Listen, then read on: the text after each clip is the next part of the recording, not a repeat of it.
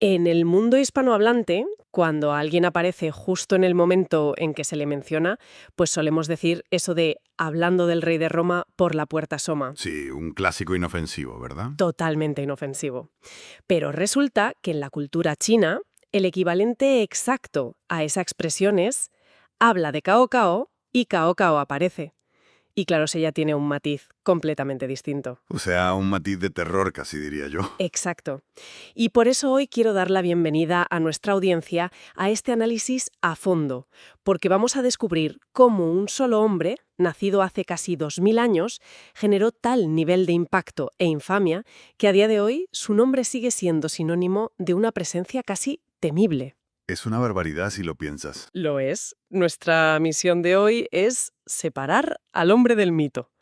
Queremos saber, a ver, ¿fue Cao Cao el tirano despiadado y el villano absoluto que la cultura popular china nos ha pintado durante siglos?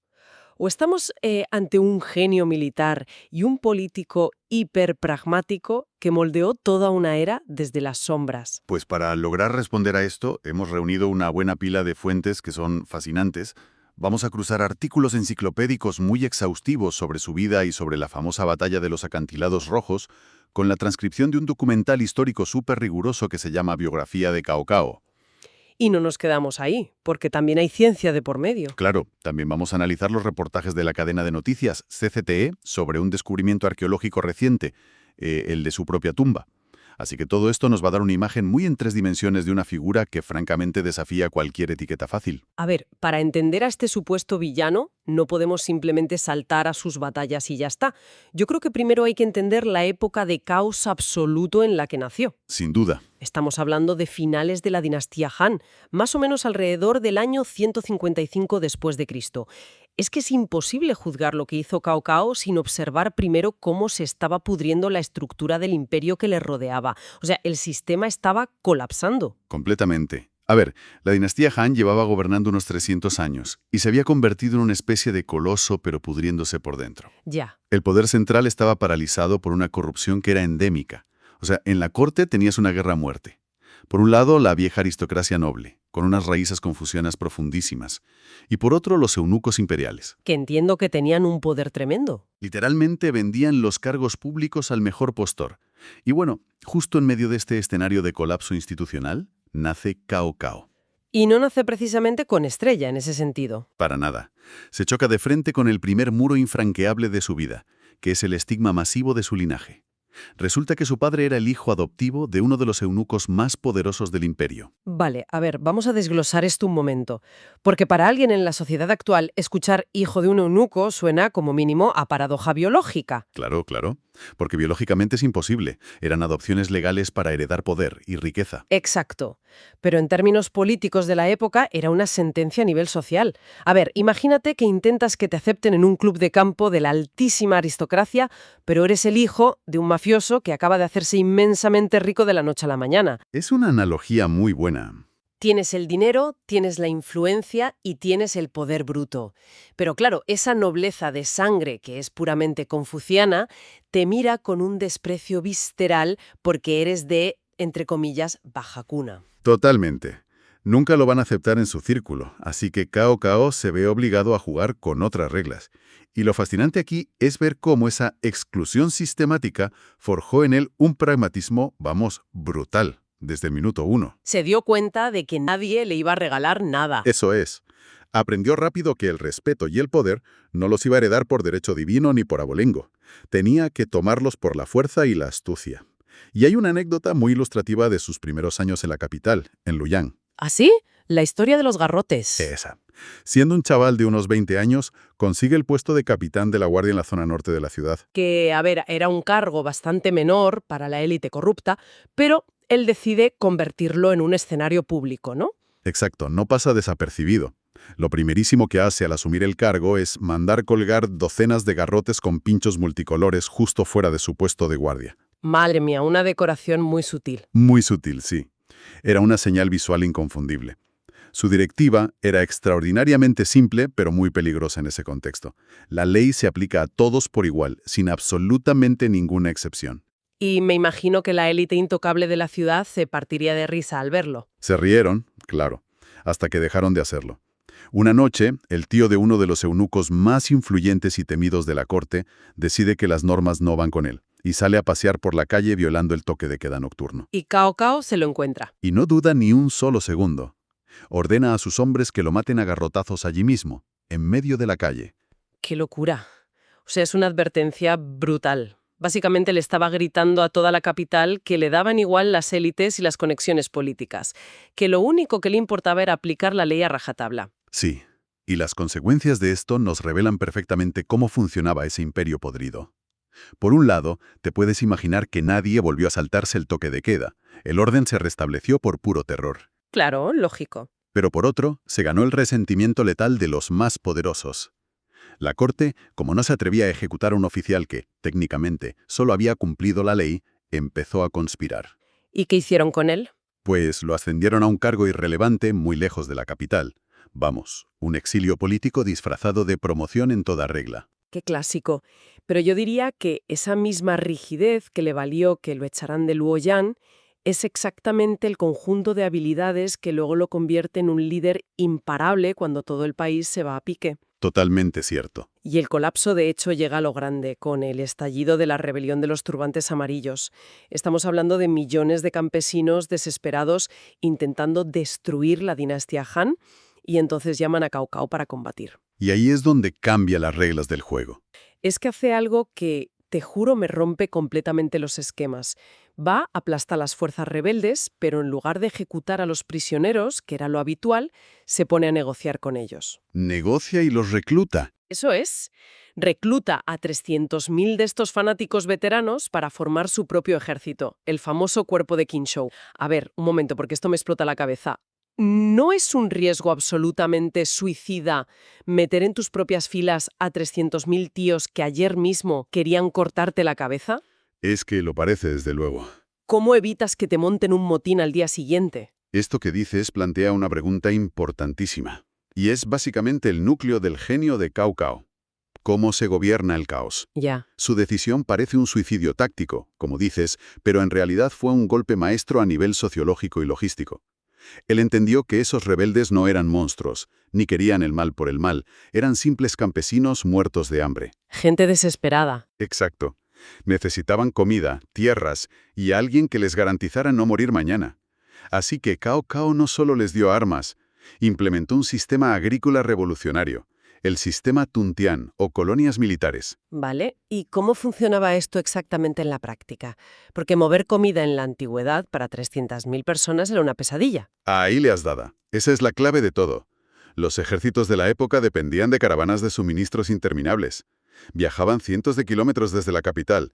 Eran lentísimas, carísimas, y te las podían emboscar en cualquier momento. Carne de cañón. Pues el sistema Tuntian cambiaba el paradigma por completo. El ejército se convertía en su propia granja. Cao Cao asentó a todos esos soldados y a sus familias en tierras que habían quedado abandonadas por la guerra. ¡Ah, qué inteligente! Claro, en tiempos de paz cultivaban la tierra y producían unas cosechas masivas. Y en tiempos de guerra cogían las armas. Al garantizarles la comida y proteger a sus familias, resolvió el problema logístico de un plumazo. Y a cambio, se ganó una lealtad inquebrantable. O sea, les dio un propósito y un plato caliente.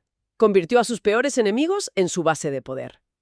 Y además, tengo entendido que complementó esto con un sistema de reclutamiento súper novedoso, basado única y exclusivamente en el talento. Meritocracia pura y dura. Emitió edictos buscando a los mejores estrategas y guerreros, y le daba igual de qué familia venían. Incluso si tenían una reputación moral dudosa, ¿no?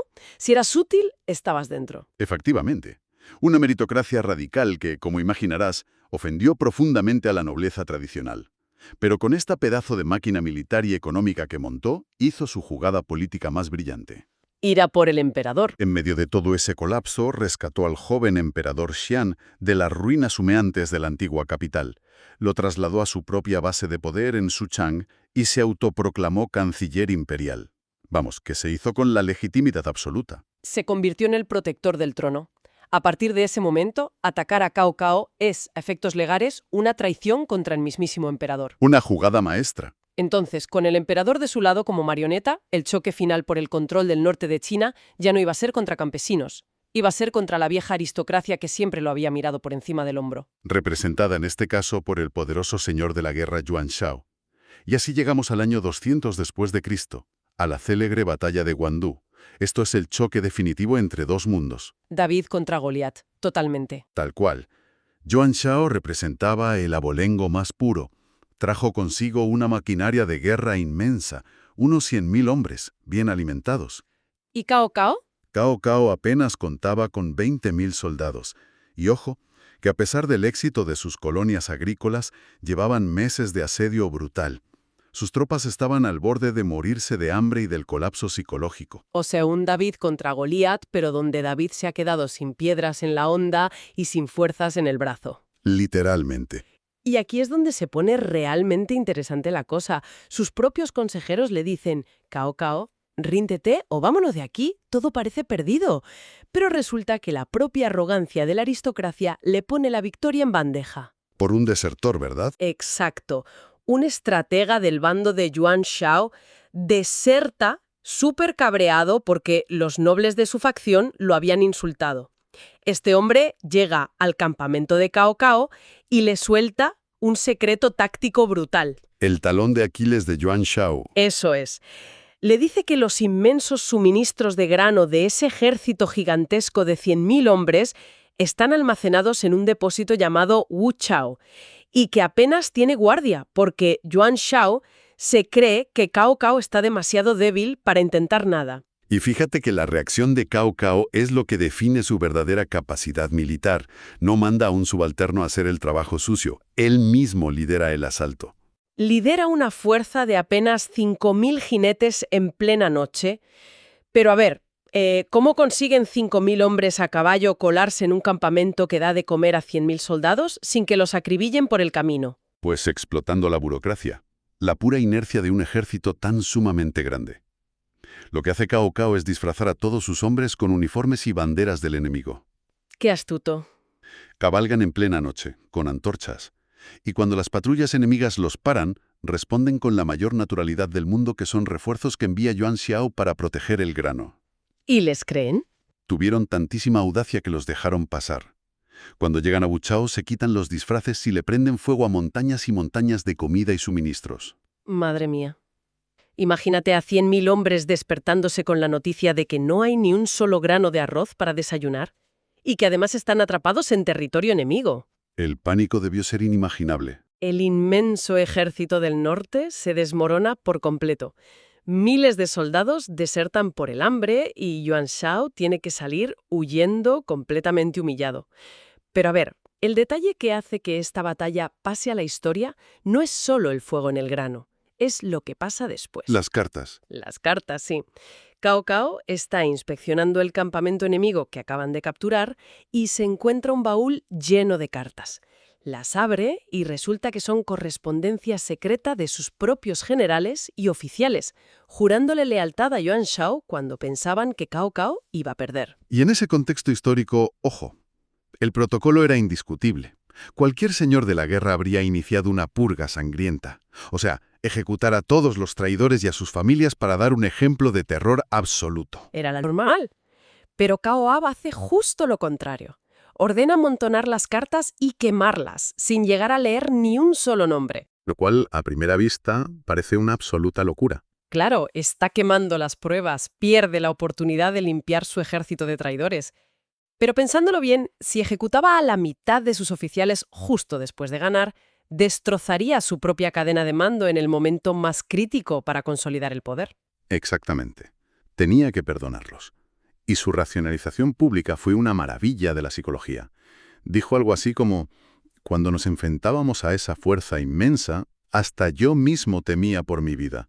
¿Cómo voy a culpar a mis hombres por buscar una salida? ¡Wow! Eso es liderazgo inteligente. Al quemar las pruebas, no solo salvó la estructura de su ejército, es que generó una deuda de lealtad brutal.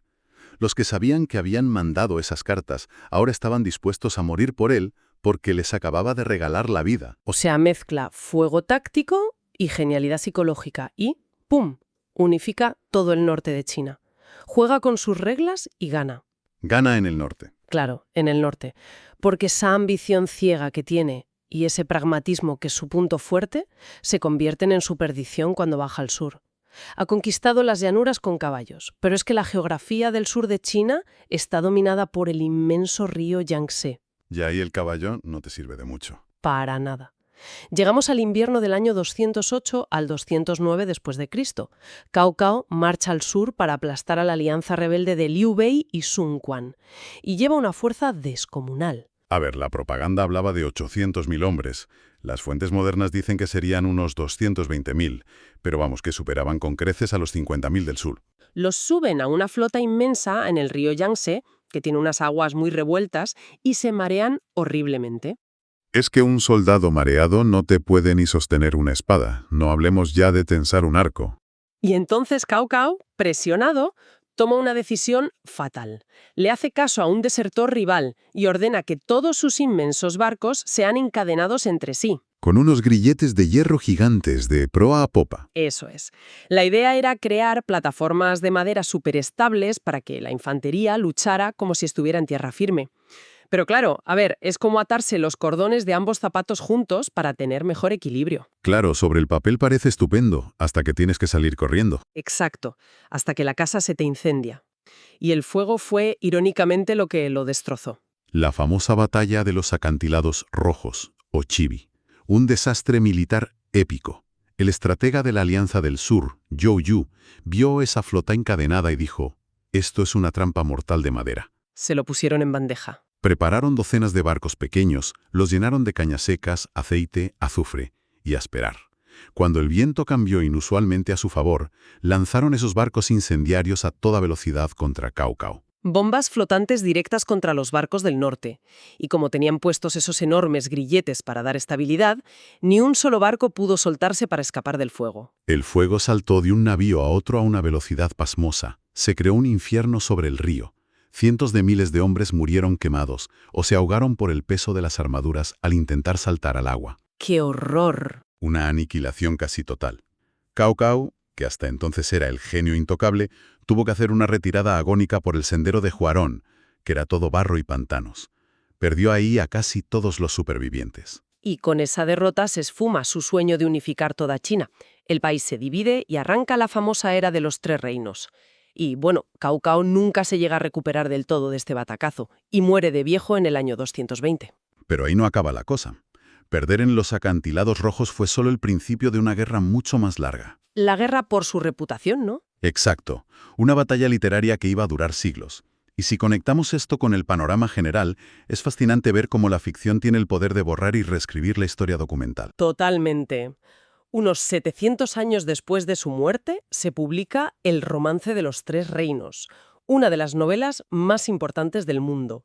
Y como toda épica necesita un villano malísimo, el autor coge a Cao Cao y lo convierte en el maquiavelismo hecho persona. Lo caricaturizan al máximo. La influencia de esta novela fue tan bestial que llegó a todos los niveles de la sociedad.